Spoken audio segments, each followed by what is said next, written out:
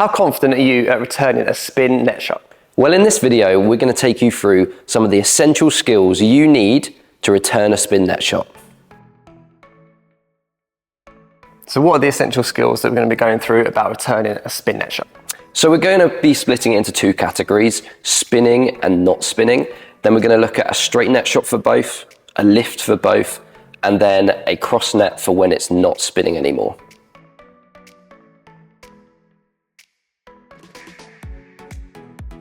So David, where are we starting? So we're going to start with the two early shots when the shuttle's still spinning. The first one is how to spin off a spin. So if they played a good spin net shot, how can you spin it back?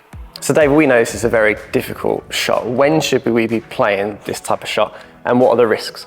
So firstly, we do have to understand there are some high risks to this shot. The shuttle is spinning. We don't really know where the cork is. So we have to understand there are certain scenarios when we might have to play this in. It's not going to be something we play all the time. Scenario number one might be if they've played a really good spin net shot, but actually they've backed off. So they've started moving back, anticipating the lift.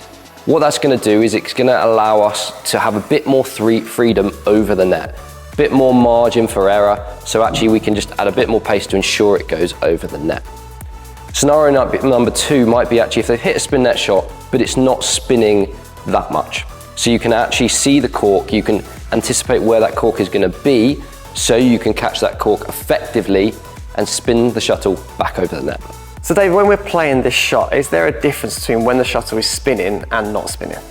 Yeah, there are small differences, minute differences. And if we look at when the shuttle isn't spinning, that we're going to know where that cork is. That cork's coming down, we can then get the racket head below the hand and actually take a bit more time over the shot to ensure we get enough spin and have that control. When it is spinning, we don't have that luxury. So we can't just leave this face to contact the shuttle. Because it's spinning, it's going to fire off that face in an unknown direction. In badminton, we don't want to have any unknowns. So what we want to do is add our own spin to control their spin, so we have a bit more control over the net. So if it's spinning, I might add an in-to-out spin to hopefully control that shuttle back over the net.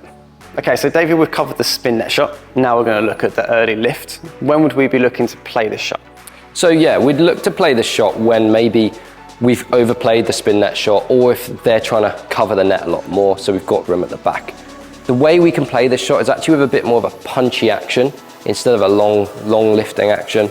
And actually we want to slightly look to cut the shuttle as we lift. What this is going to do is it's going to almost counteract that spin and help us control the direction this shuttle's going in. So David, what are we looking for this lift to actually look like?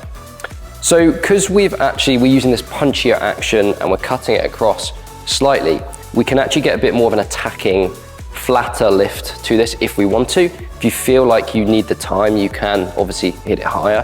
What I'd also recommend is aiming a bit more towards the middle. Because the shuttle is spinning, we have to accept it is harder. It's a harder lift. So giving yourself more margin for error is going to really help you be consistent. Okay, so Dave, we've now covered both of the early options, and now we're going to be looking at his backhand, slightly later net shot. What we're looking for with this shot? Yeah, so this shot was spinning, and we decided we're not going to take it early. That might be because we're forced, or we've decided we want to take it later.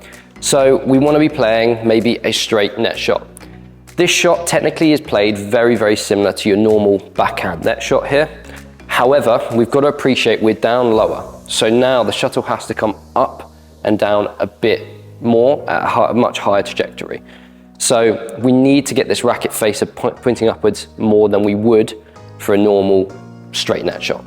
And when would we be looking to play this? Because I guess I can see people thinking, well, this is very high risk. If someone's already played a spin net shot, is there enough space to play a net shot back? So what would we be looking for our opponent to do for us to favour this option? Yeah, and the risk factor here comes in because we're playing back to where they've just played from. So we really have to use our vision to see where this opponent is.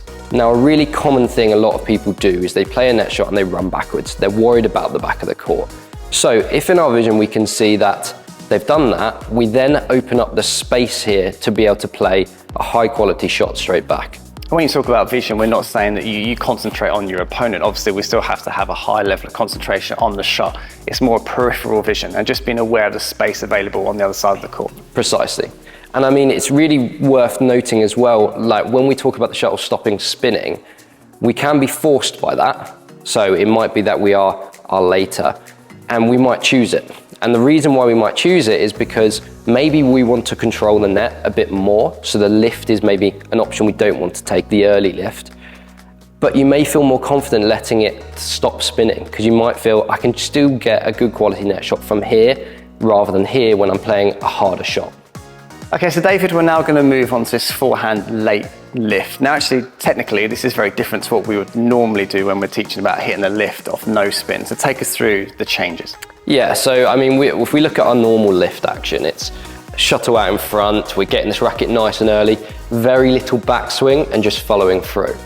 With this, because we're late, okay, and this is a really difficult position because we need to get that shuttle going up high, but also deep, we can now add an element of a larger swing. So we can really come up underneath the shuttle and swing hard and high. The reason is because we've got to get that angle upwards and still get the depth. So David, why would we be hitting this later lift rather than the earlier lift off the spin? So very similar to the net shot. It might be the fact we're just not there early enough.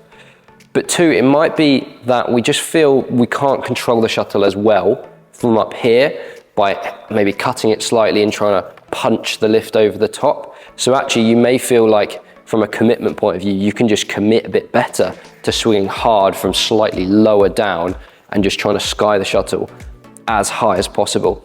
Which there's very little downside to hitting it as high as possible. It's actually a really difficult shot when that shuttle's coming and dropping straight down on top of you rather than a typical sort of 45 degrees angle it might be coming in from a normal lift.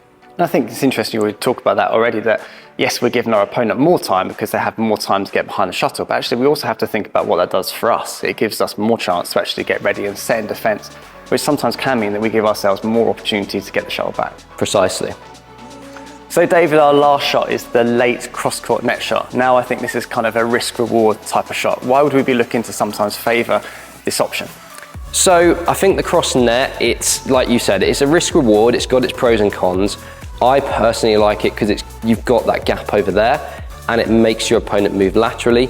But yes, it's a harder shot than maybe something we're playing straight. From a technical point of view, we're playing it very similar to how you would from a shot sort of up here early for your cross net. But we've obviously, same as our straight net, we've got to appreciate the shuttle's got to go up a lot more now. So we have to change this angle and give yourself a bit of room. It doesn't need to be this perfectly gliding cross net. We're playing into space now, we're making our opponent move, so you can give yourself a bit more leeway here. Today, when we're playing this late cross-court net shot, we've already described it as a bit of a risk-reward shot. But actually, we have to sometimes think about what our opponent is covering, and they're probably more likely to be covering the straight net. So even though it's a bit risky, actually, we create a little bit of space because they're not looking for it as much. Precisely, yes. Like we said, people often look for that straight net or the lift over the top, and they think, well, it's such a hard shot, no one's really going to be playing it that often. And it gets them moving laterally, which is actually a really awkward way to move, particularly when you're in this lunge position to be able to get across the court. So it's really quite a difficult shot to retrieve. So we hope you've enjoyed watching this video. Just a quick recap on what we've covered. We've given you 2 shot options when the shuttle is still spinning in your early and net shot and a lift, and 3 shot options when that shuttle starts to drop and come out of its spin, a net, a lift and a cross net. But David, any recommendations about how you'd go away and start practicing these situations? So yeah, I would definitely start practicing all 5 shots in a very contained scenario where maybe someone's just spinning the shuttle to you and you're practicing all varieties. Then I'd maybe add a single shuttle routine where maybe between you and your partner you go and practice playing net shots and someone has to play a different shot of each one, and then add it into your match play scenario, just getting confident being able to play something off a spin and the same ones when it stops spinning. So as always, once you're happy with the technical aspects of the shot, make sure you start practicing using the shots at the right time. And as always, if you liked this video, please go ahead and hit the subscribe button and head over to our Instagram and give us a follow.